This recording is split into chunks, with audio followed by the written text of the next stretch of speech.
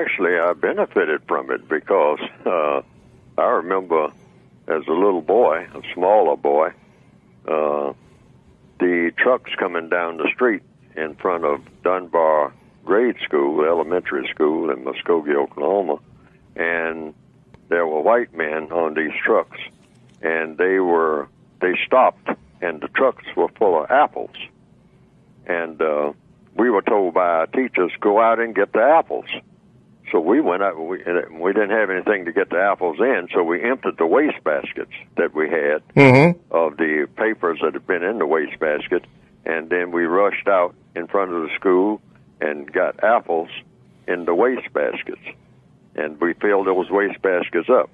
And I was wondering, they are giving away apples? Where are apples coming from that they are giving them away to colored people over here in the colored section and going around to the schools and giving away apples to the students?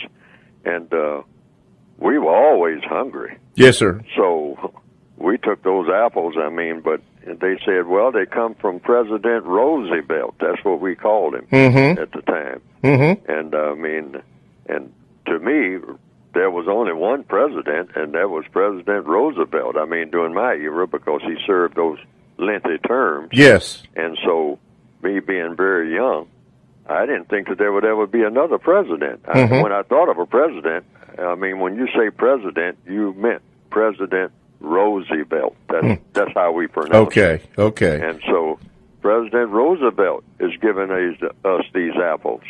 So we were glad to get them. And we ate those apples, like you wouldn't believe. And but they came around just a couple of times, and they didn't come around anymore, but I remembered that. Okay. It stood out in my mind. And it was, he produced things like the WPA, and I heard something about that. I didn't know what it meant, but they said, well, those are jobs for people that don't have jobs. Yes. And I said, well, this is whoever he is. He's up there in a place called Washington, D.C., and he's doing these things, and some colored people are getting something out of it. So, I hope he can keep doing it. Yes. So that was it.